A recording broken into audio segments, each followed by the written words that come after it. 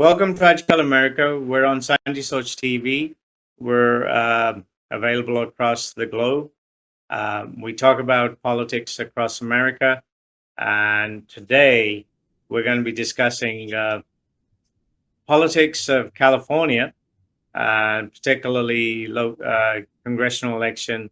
There's primaries coming up in June, together with other global events that have taken place in the last few days, weeks, and they've caused a lot of disruption to passengers flying, taking flights in and out of the US, Europe, and the rest of the world. Anybody taking a flight through the Middle East has been impacted. Flights were canceled over the last weekend. They're just coming normal. How long for, we don't know. But let's talk about what's happening within America and the political environment of America, in particular California District 6, which is a congressional seat. It's an open seat due to the redistricting that California did. So let's welcome Chris Brish to Aaj Kal America. Welcome, Chris. We have talked about California District before when we've discussed your efforts in the previous cycle, 2024. You're back in the race for 2026. You're preparing for the primary. We've talked about the impacts of the redistricting, how it may impact California District 6 in particular. And now we know where we are. The Supreme Court and the legal system has pushed it through. We have the redistricting that California pushed through. And one of our congressional members was technically in limbo. He's decided not to run in the seat which is closest to him. Instead, he's decided to run in California District 6. To me, the surprise was he's running independent. And the name in particular is Kevin Kiley. We have spoke to him when he was an assembly member in California. We spoke to him when he ran for Congress. First of all, Kevin Kiley coming into California District 6 as an independent, not as a Republican, which he's currently occupying his current congressional seat as. Is that a surprise to you? Not to me. A fish is a fish, regardless whether you put a bird costume on it or whatever. This is who Kevin has always been. And if we look back to his tenure in the California Assembly, we saw he voted for mail-in ballots. He actually praised Gavin Newsom on the unconstitutional lockdown for taking decisive action. It's just Kevin didn't foresee the abuse of power and how long that lockdown was going to be. And this is typical Kevin, voting against the president for the tariffs against Canada. And then most recently, he voted to protect sexual predators in the House of Representatives. This is who he really is. I guess he's finally comfortable in his own skin and showing us what he truly believes. And if you're running independent or not even independent, no party preference, he has cast aside all allegiance, not only to the voters who elected him to the district that he's in currently, but to the donors, to the people in the parties that have supported him. He really played them for fools. And it's very unfortunate. I sort of agree with you there because the previous elections that he's been running in, he's had the support of the California GOP. He's had the support from the federal level. And now him jumping over as an independent, jumping to California District 6, it seems like a opportunity that he only sees success in, not as a Republican and fighting a primary as a Republican, but coming in as an independent. There seems to be That something is that is he has fear of. If he comes in as a Republican, he fights a fellow Republican for the primary, which is a normal process. That's what primaries are for. So actually that Democrats carrying changed. Well, something changed here. Republicans. You're on the other side of the planet. Let me tell you what happened. So I am a Republican. I have always been a Republican. And early, I would run in the third congressional district because the importance was holding on to our majority in the House of Representatives. So I did agree to that. So on last Monday, 1 week ago, Kevin made the announcement that he was going to move over to Congressional District 6. I kept my word. I agreed that we wouldn't have Republican on Republican, and Kevin would run in 6.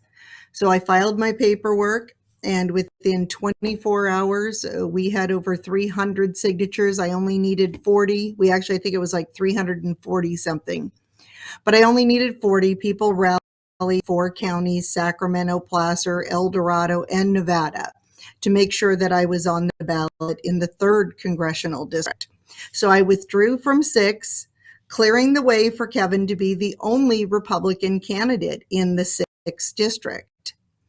And had all my paperwork done, was sworn in on Thursday, and then Friday, right after the close, when there was no time for anybody to make a change, he dropped the bomb that he has no party preference. And I did what I said I would to do. He exposed who he really is, and it was really humiliating to the Republican Party. And in my opinion, it was a error on his part, because he believes that he can run as an independent or a no party preference.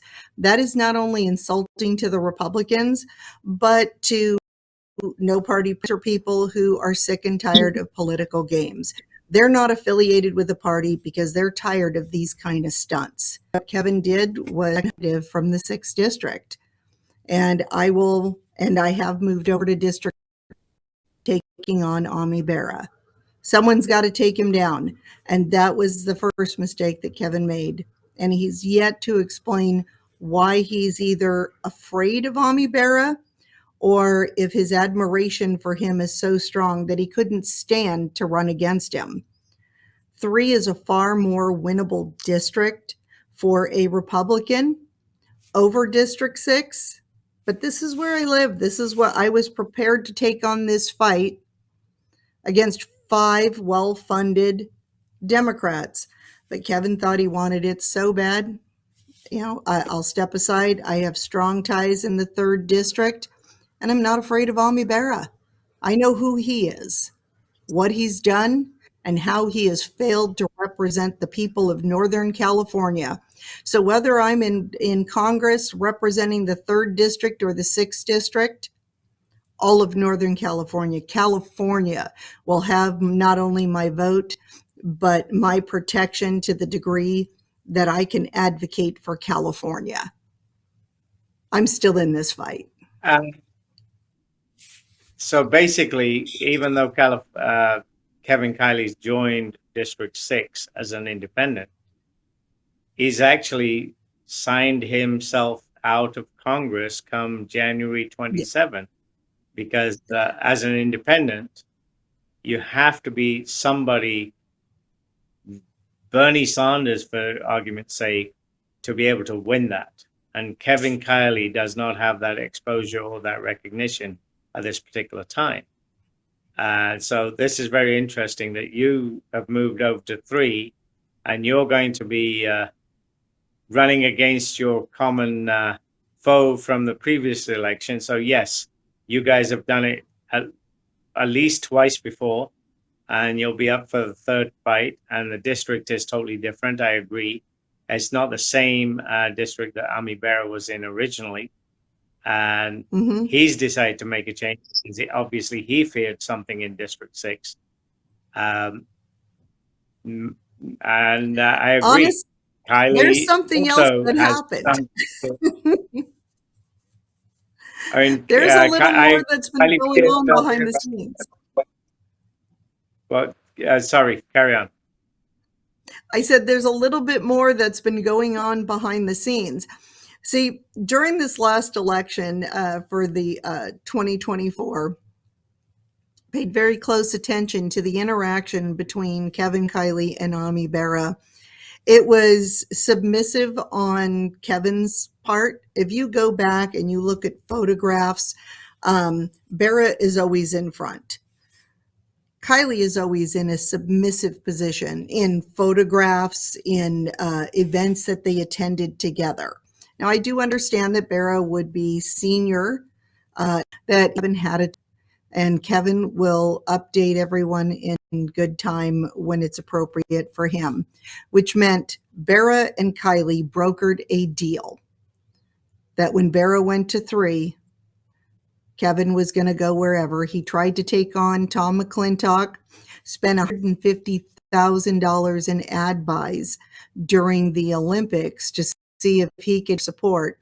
But President Trump, Republican Party, everyone around Congressman McClintock.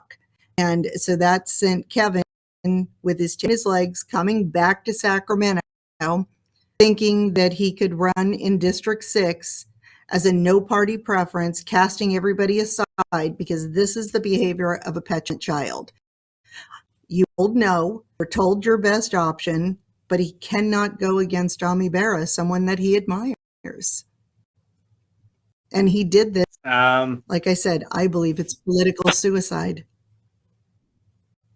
I would agree on that part because friends with Ami Bera or not, the issue is Kevin Kiley. And the biggest mistake is going independent. He should have stayed in the Republican side since there's no opposition, as you stated earlier. You've already shifted from 6 to 3. Therefore, him coming to 6 should not have been an issue coming in as a Republican. But if he's going independent, that means there's no Republican in District 6. And he's not going to have the support of the California Party. And more than likely, it will be a top 2 Democrats. And Kiley will be unemployed come January 27th. That's how I see it. We just have to wait till January 27th.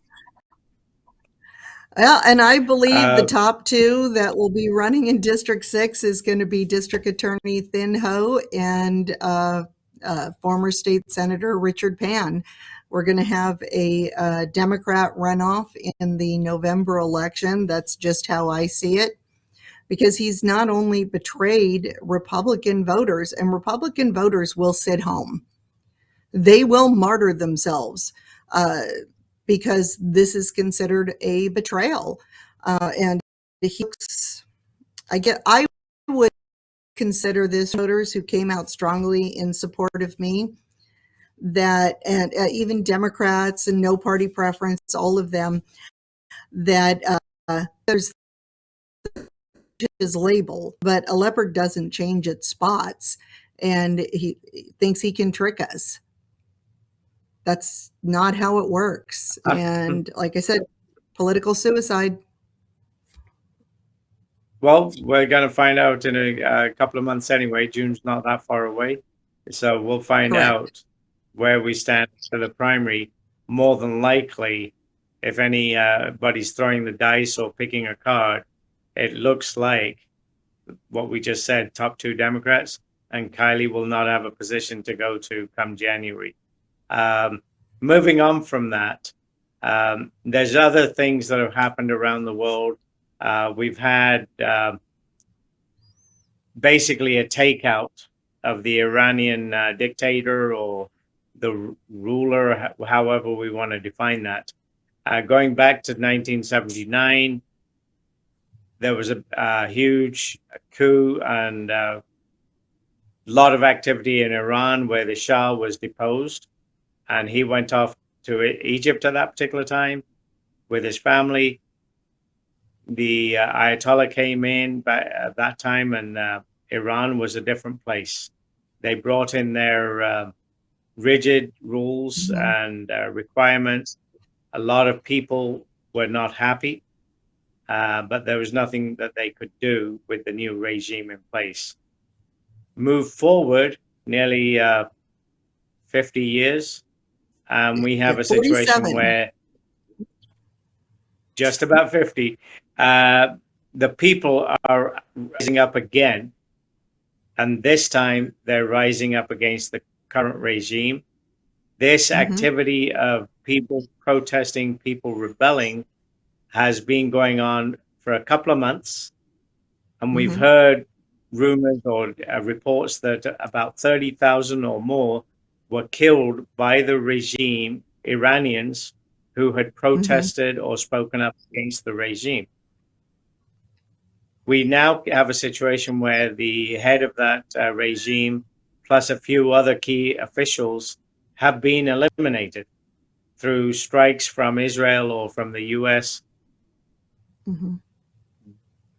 But come the aftermath of that, even in the US, we are having protests in support of this regime.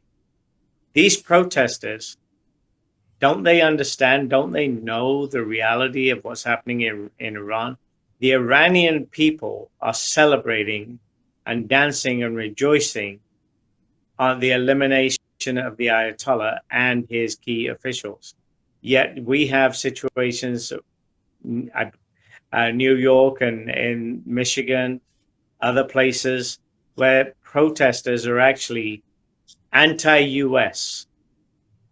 And it's amazing that these people can still go onto the US streets, protest against the US in support of a regime that's been tyrannic and just has done atrocities which many people would not want to imagine or experience. How do we address that on the sort of Okay. general world stage?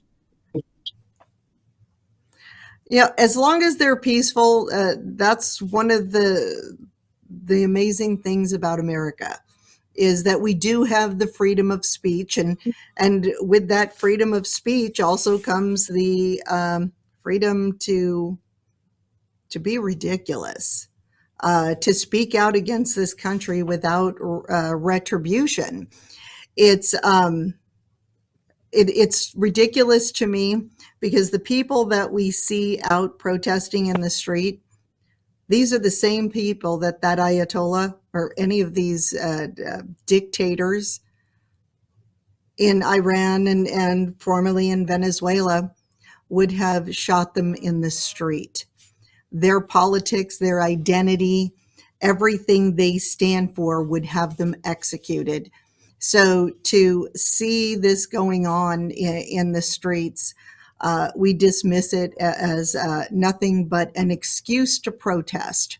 It's something for them to complain about rather than deal with their own reality, their own shortcomings, their possibly TDS, Trump derangement syndrome is real. And, in Congress, I'll help bring about mental health funding so we can help these people so they can move on and have normal, happy, healthy lives, get real jobs. They don't have to be paid to protest in the street or create civil unrest and havoc. Uh, these are products of American universities that have long been a bastion of uncensored liberalism. Very true on that one. Um, the other thing that's happening in Congress is that there's a lot of talk about voter ID. There's talk that the Yes. president might make it a executive order. There's the SAVE Act has been talked about for the last few weeks or so. What's holding it back? Why can't, I mean, it's already gone through Congress. Why can't the Senate, Senator Thune, push this through and get it done before, it's too late? We got to get it in place before November. We can't do it in September because it's not impossible. It'll be impossible in my view. We got to get it in place right now. What's holding them back? Soon is not go. And he is the number. He is the person that is blocking this. But it also begs the question: why is Adam Schiff still? Why is Adam Schiff still on the Judiciary Committee while under federal investigation, not only for the mortgage fraud, but for voter fraud, election fraud, because you can't be a resident, claim on notary documents that you're a resident of Maryland, yet claim in California elections and voting that you're a resident of California. Yeah. So the question is once this was referred to the grand jury, why did Senator Thune keep him on the Judiciary Committee, a very prestigious committee,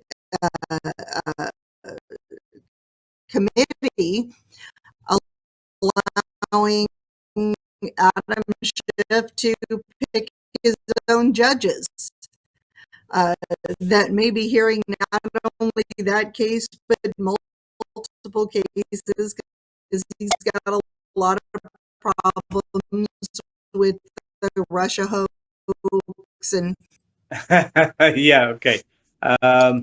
There was a freeze on that. I'm not.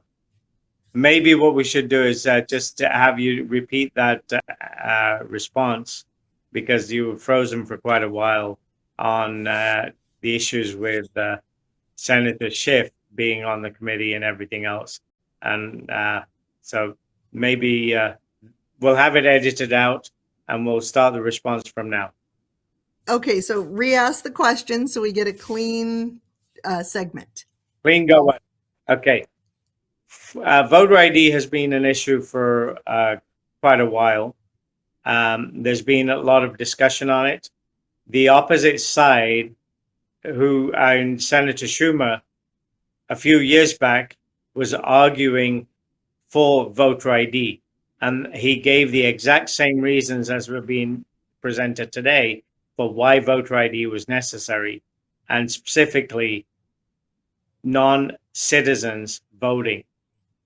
He is now totally on the other side, and he's come out and said, 20 million people will be off the register. They won't be able to vote. And somehow, what Newsom just did a few days ago, and he declared, I'm just like you. I have a 680 SAT score, and I'm dumb and you're dumb. And that really, in many ways, is an insult to the audience that he was trying to relate to. I'm a 680, you're a 680, we're both dumb, and look what we can do. That type of approach is their answer to voter ID.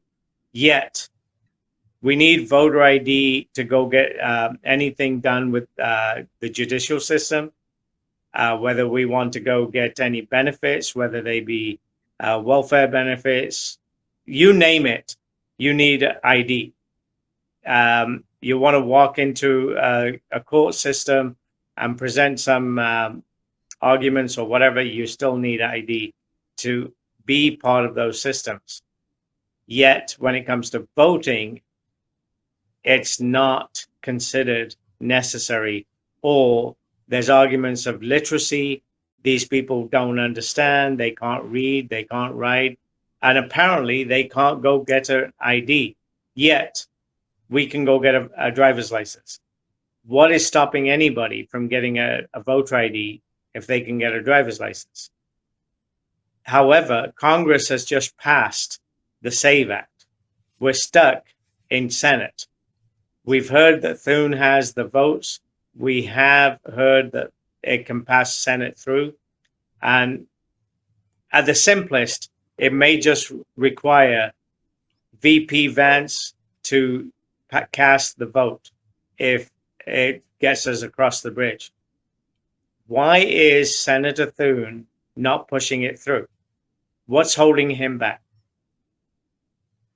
Well, Senator Thune has made a lot of interesting moves, and going back to the voter ID issue, why he doesn't want to allow the SAVE Act to move forward. Let's go to another question with Senator Adam Schiff. I authored the investigation into him for mortgage fraud, which is what is actually an election integrity case. The mortgage documents that I uncovered against Adam Schiff prove election integrity issues in California. That Adam Schiff, when he declared himself a resident of the state of Maryland, signed documents under penalty of perjury going back to 2009, 2010, moving all the way forward to 2020. He never changed his voter registration in California. So though all that stuff that happened in Maryland was to prove election integrity issues, that he wasn't eligible to be on the ballot in California under federal law and under state and California law. Yet when we go to Senator Thune, he still allows Schiff to be on the Judiciary Committee and other very important committees with full knowledge that he is under federal investigation, that in the mortgage case, it's been referred to the grand jury.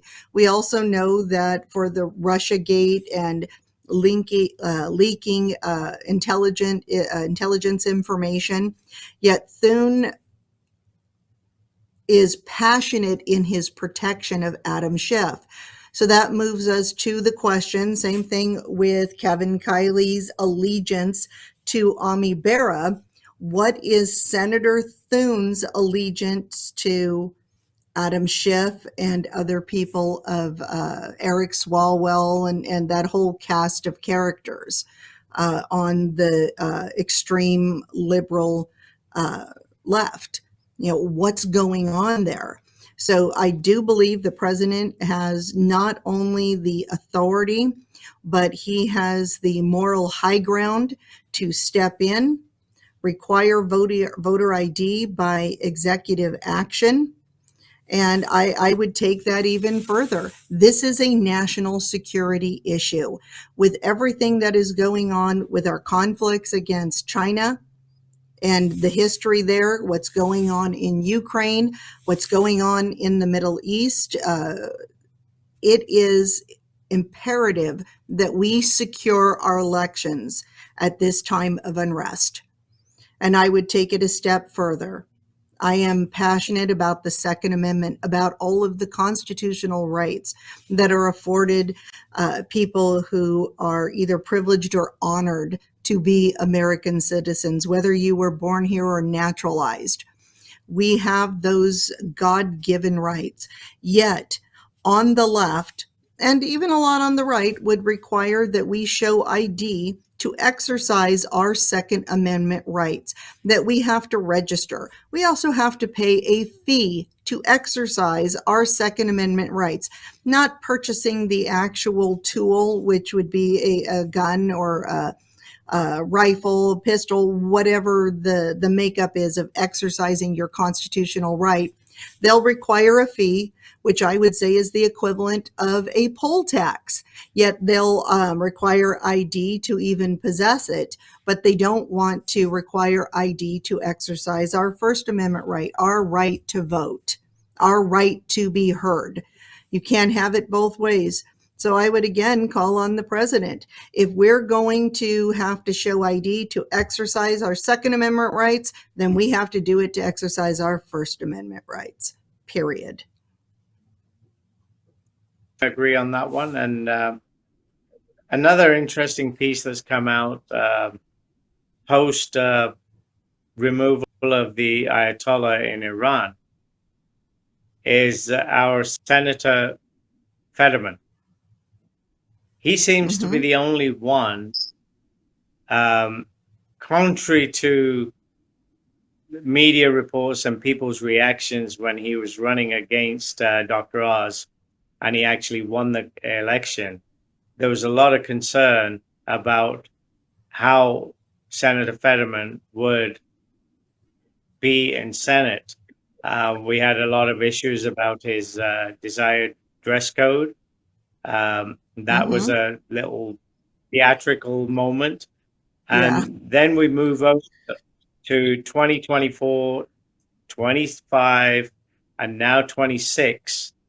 And Senator Fetterman has demonstrated repeatedly to be using what we would classify as sense, logic, and reasoning to justify his stances, and his stances are totally contrary to where the Democratic Party positions itself.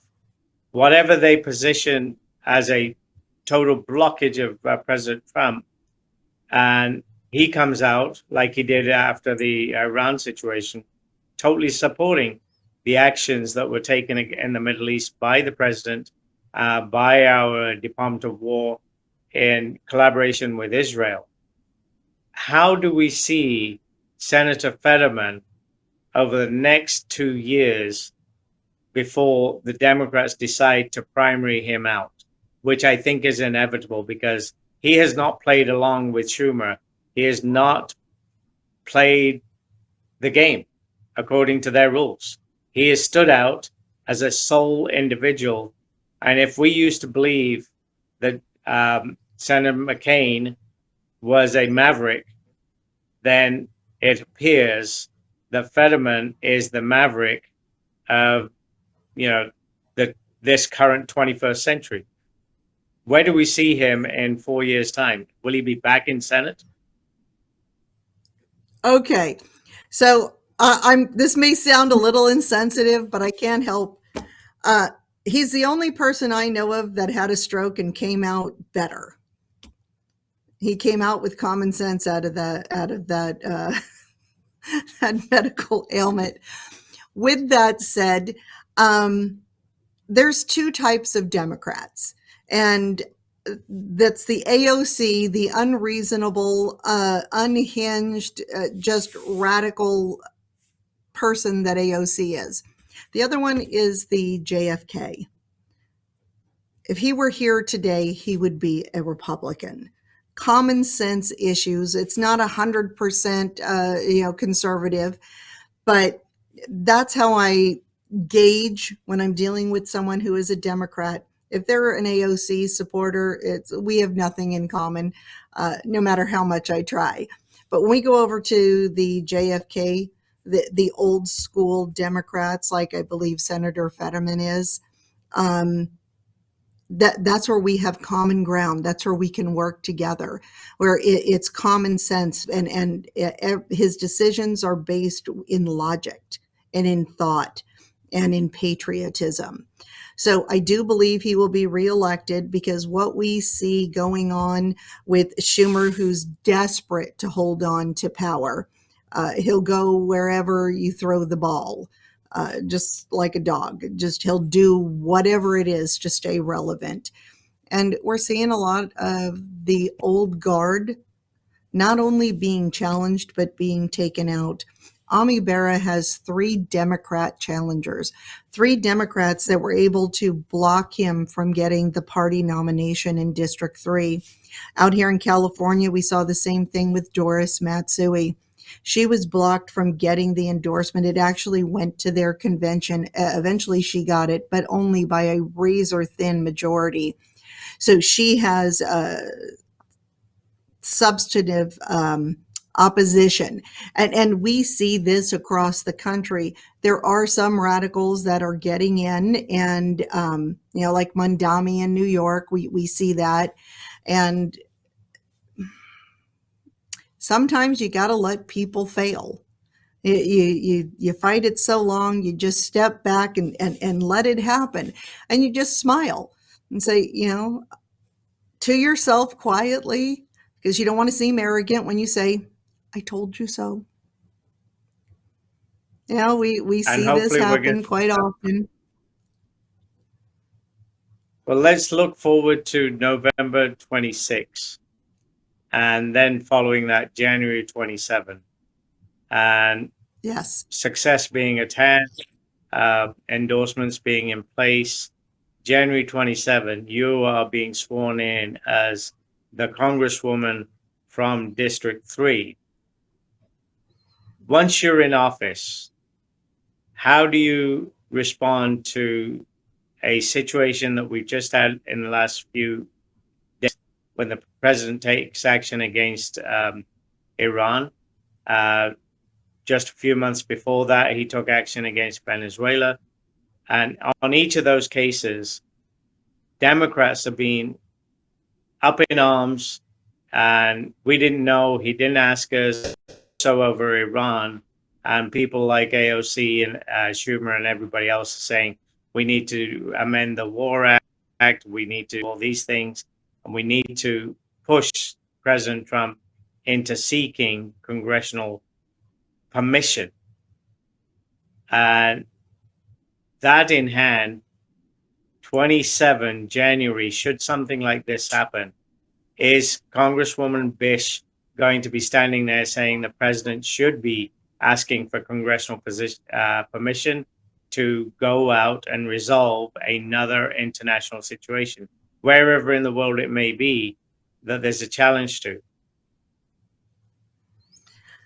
Well, yeah, I'm going to be honest with this. This has been argued. He is within all of the authority to take action without congressional oversight. And he has a limited amount of time to do what needs to be done. We do not want to hamstring. What we have with Democrats is they want to tie the hands of Donald Trump, and that's out of fear and hatred that they have for him. That's Trump derangement syndrome. We don't want to do that moving forward with other presidents. Congress is not the end all be all, because remember, we're still fighting over the SAVE Act. We have a rogue congressman, Kevin Kiley, who will do what's necessary for self-preservation, not for what is in the best interest of the country. So this has been argued. The president is completely within his authority to take the actions necessary short term. Do I want this to happen? Absolutely not. This should have been dealt with. We watched this with Obama. Honestly, I think this will go back to Ronald Reagan.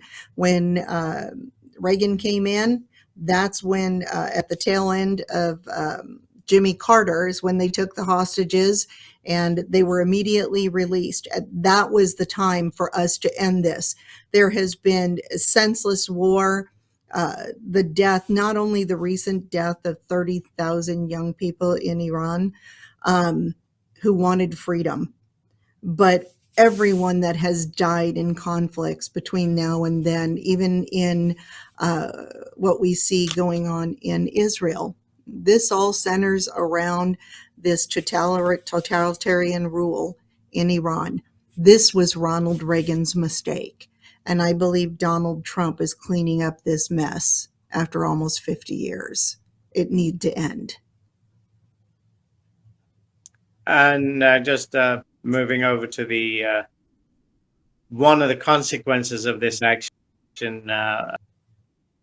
removing the Ayatollah in Iran, basically the attack on Iran by Israel and the US, is in return retaliated and released missiles attacking by intent US bases.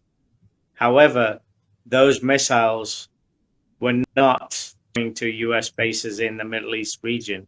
Some of them were actually getting very close to transportation hubs, airports, and the airspace as a result of these missiles in the Middle East was closed. Thousands, if not millions, of world travelers, many US citizens, residents, were impacted. from the beginning of March, end of February, many people had to just make alternative emergency travel arrangements because they were stranded. There was nowhere for them to go if they were flying through the Middle East. Some of that has come to some sort of a resolution, because it appears that Iran has notified its neighbors that, oh, we're sorry, we won't be attacking you again. We're just dealing with the people who attacked us. So we're not going to be attacking the Middle East, whether it be Dubai, Saudi Arabia, Kuwait, and those places in the Middle East. If those things are happening and there's such turmoil, and the opposition is using that as an impact on the economy, the impact on trade, impact on oil prices, as a reason to say that this should not have happened. What's your view? You know, I like to keep things simple. And we have seen the left in the United States submissive to tyrants, to dictators, uh, whether it be Iran, Xi Jinping, Maduro. We've seen them take a knee and bow to these monsters. So making these excuses, it's the equivalent of a battered woman, making excuses for getting beat up. Uh, these are weak people with weak ideas who do not understand or appreciate the freedom that we have or the might of the American people and our resources to help bring freedom and assist our allies across the country. This is the example of what freedom looks like. Compared to the rest of the world, America, we're about to have our 250th anniversary. We're still babies on the world stage, really, when we look at the history of the world. And, but we're showing them how to do it, and people across the planet are embracing this. We've seen this in India, in the Middle East, and in Asia, all over Europe, where they're turning to, I guess, their little brother, if you will. Back us up. We made mistakes. And this is what I see. The people of Iran rising up. From everything that I have seen looking at that region, as particularly that area of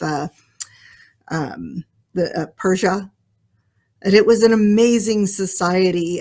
Some of the most brilliant minds to ever bless this planet have come out of that region of the world. And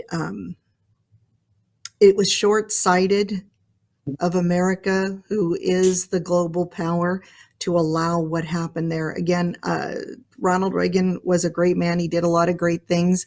But in this one, he sold the world short in not defending the people. A brilliant society, and allowing the suffering that has happened for the last 50 years.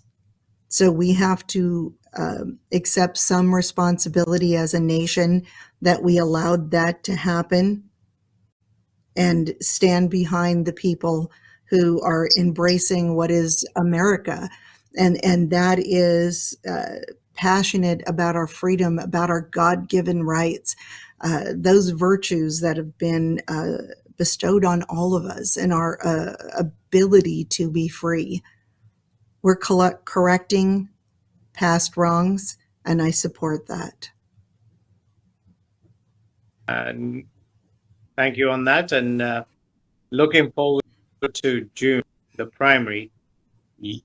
Obviously, you have a personal vested interest in the primary for District 3.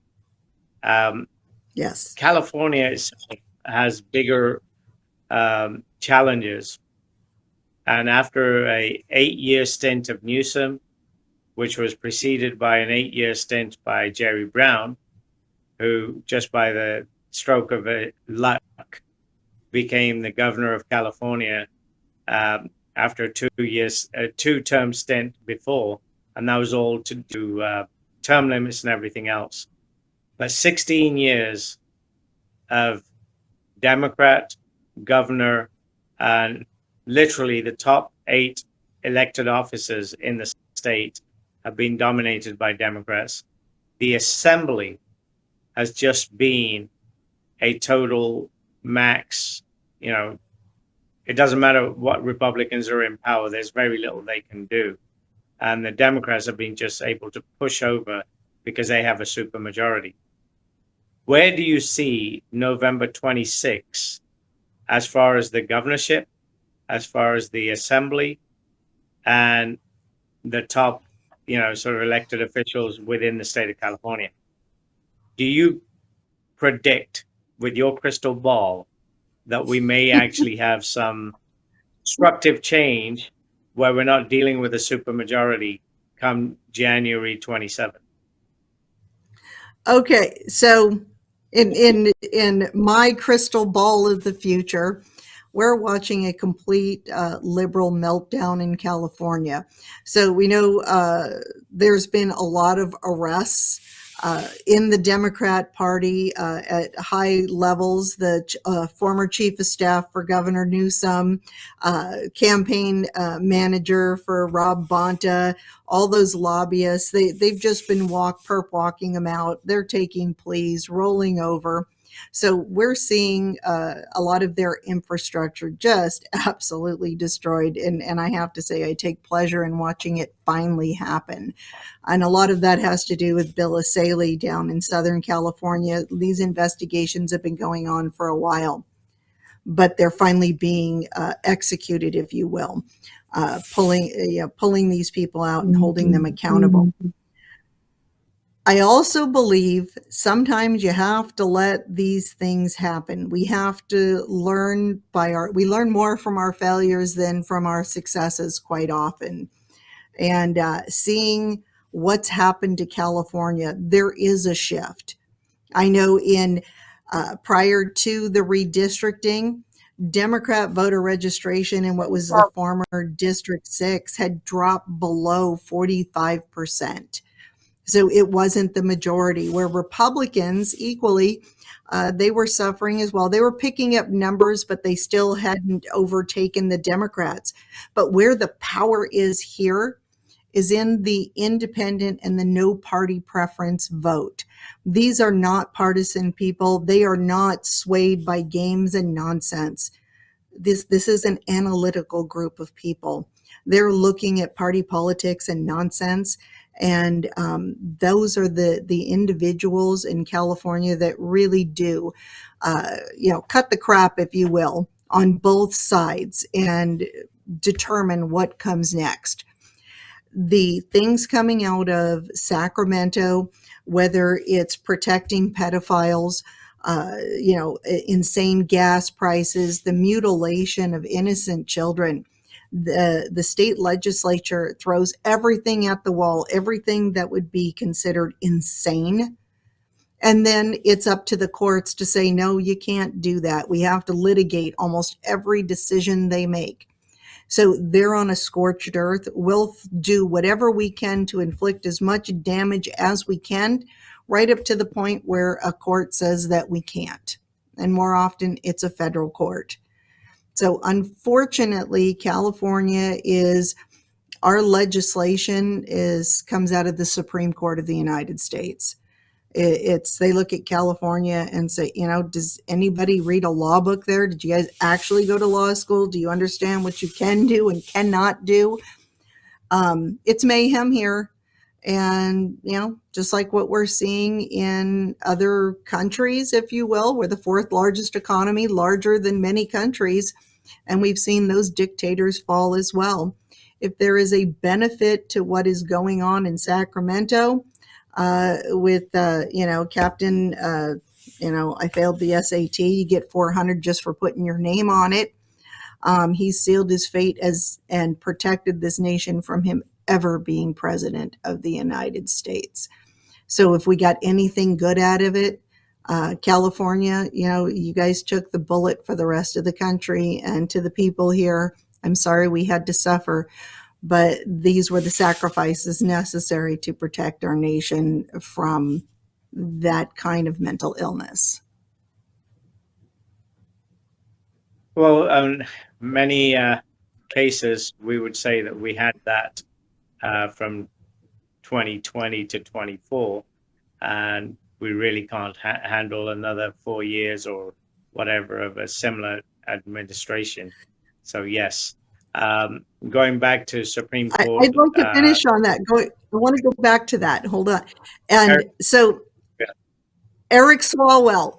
Okay, I've dug into Eric Swalwell as well. He hasn't been a resident of California since 2020. I've even pulled his voter registration forms. And under state and federal guidelines, when he signed notarized documents in Washington, D.C., that he was a resident of Washington, D.C., he put not only his ability to run for governor, but also his ability to run for Congress or even currently serve in Congress. We have a lot of cleaning up because of the way Shirley Weber, our current Secretary of State, has chose to ignore the law and selectively enforce it. So that's going to be exciting. It's going to be tight, but I do think we're going to have two Republicans at the top of the ticket, and that will be Chad Bianco and Steve Hilton. We have a huge number of people, Republican and Democrat. It's unreasonable, the number of people who are running for governor, but we're looking at the two front runners. So I think California is finally going to get the sanity that we have been longing for. And with two Republicans in the top two, they wanted the jungle primary. They're finally going to regret it. And either way, we win. Well, hopefully so. And the comment about the federal Supreme Court managing California's legislature or the bills that they passed, not too long ago, the Supreme Court ruled that parental notification in the case of child gender treatments, mutilation, if that's one of the words, that a child could be identified at a school, and then the teachers may take action without notifying the parents. It's always been a question as to, sort of what the teacher's motives might be, or the school administration's motives might be when dealing with a child and taking their words and maybe twisting them. But the fact that the Supreme Court came around and said you can't do that without parental notification is significant.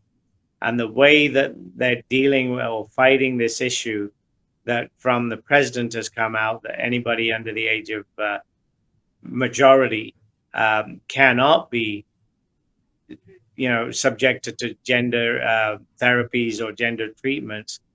Again, the left or the extreme left is up in arms at theory. It doesn't make sense, whether we look at it from a theological perspective or from the parental family perspective. And mutilating young children and confusing them and ruining their future it doesn't make sense. And again, we've talked about common sense, whether it be in real life or in politics. I think it makes absolute sense. And this is where I'm going to correct you. Now, I'm going to tell you where it makes sense to these people. Okay. Again, this is going to go to national security issues. If you have a generation of children that, one, they can't read, they're at 39% reading proficiency, 29% math proficiency, that can be remedied. But when you have them question their own identity, their own existence, and inflict those type of mental horrors on children, do you think that child as an adult will ever be able to pick up a weapon and defend this country? What we are looking at is a systematic attack on an entire generation. To do what?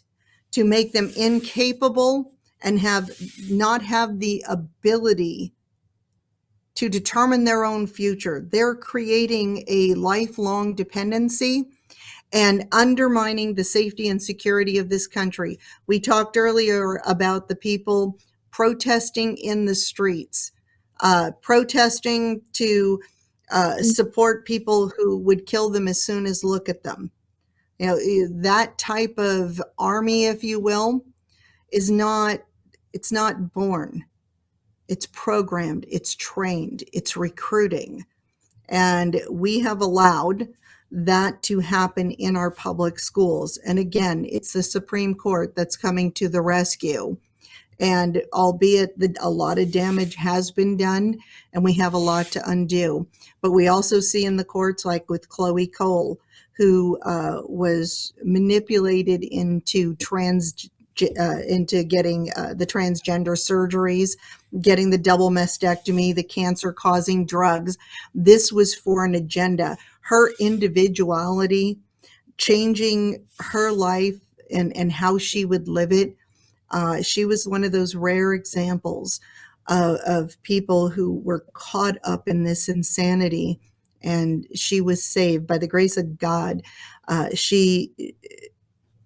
eyes opened.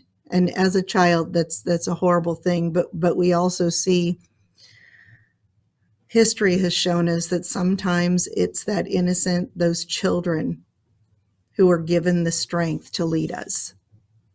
And I think Chloe Cole is one of them. And I would agree. And in the interest of time,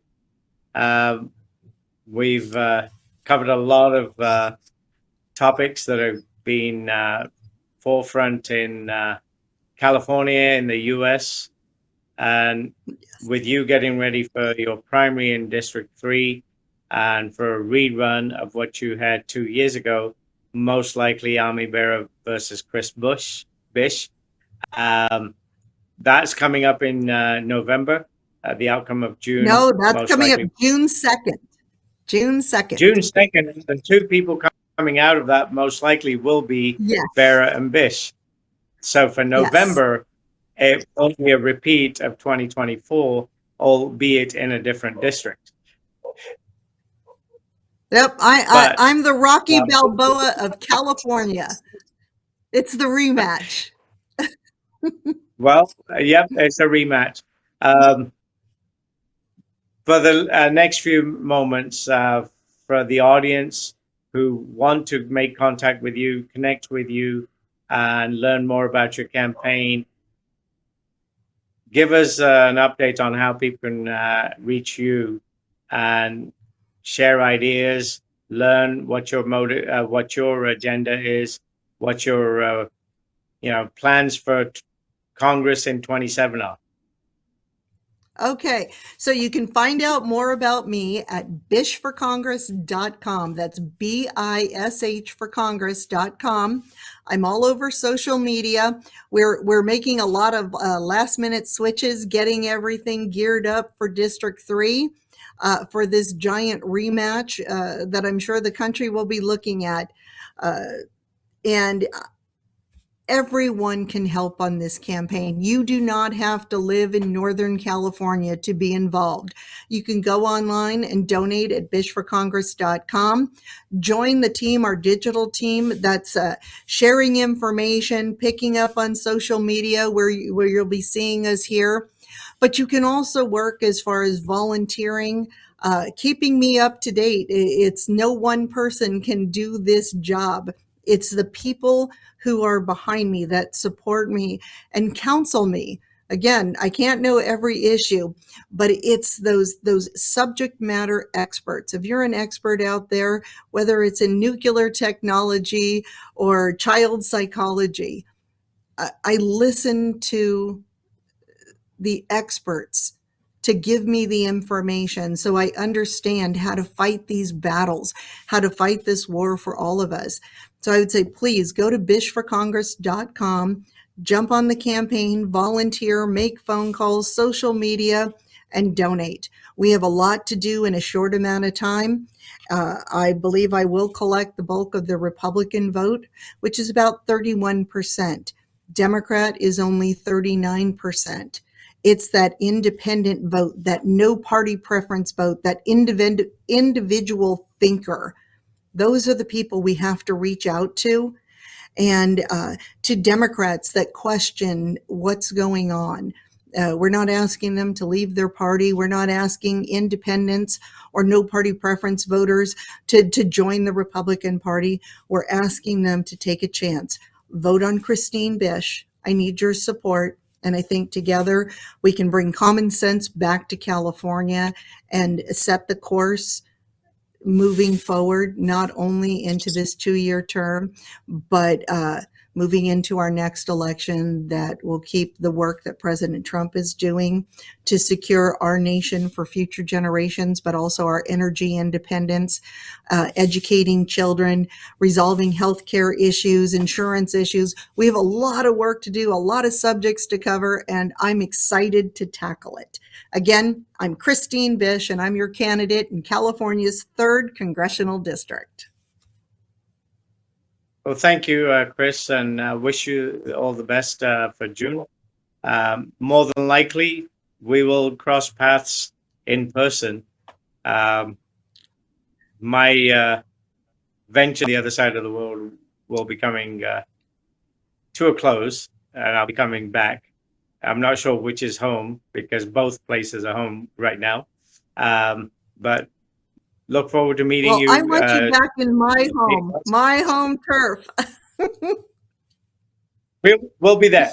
And we'll look forward to more discussions, hopefully prior to the June primary and post that coming up for November, and dealing with some of the issues that are District 3, some of the issues that are California, and just informing the people about how they can be involved and what they can do to bring positive change to California and keep the U.S. on the path that it's actually on, stronger, better financially and on the world stage.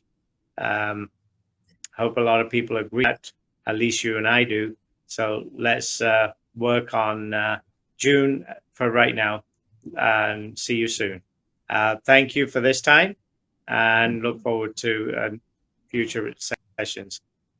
Thank you for joining us on Aaj Kal America. We've had a discussion with Chris Bish, who's a candidate for District 3. She's going to be running against Ami Bera, who was originally in the District 6, but moved over to 3 because he was looking for, I don't know what he feared about his original district that he was in. Regardless, June primaries coming up for California, and we will be picking the top 2 for the governor as well as the congressional and local assembly elections. Get ready to vote. Make sure you've registered, and hopefully we can change California for the better, as well as keep the nation on the track it's on. Look forward to meeting you again. Thank you very much for joining us. Later, Chris. Later. Oh, commercial. We'll I got to talk to you later about the commercial you did. If you wouldn't mind doing another one and updating it for this this cycle. Yes, we will. I'll message you separately. I'll email you, and we'll work on that. Okay. Thank you. We work on it while I'm still here. I'm here until mid-April. I get there the last week of April. So we'll be in contact. Okay, we got to get that sooner than later, so I get that support. We will. We'll work on that right away. I'll be emailing you my tomorrow morning, your evening. Sounds good. Thank you.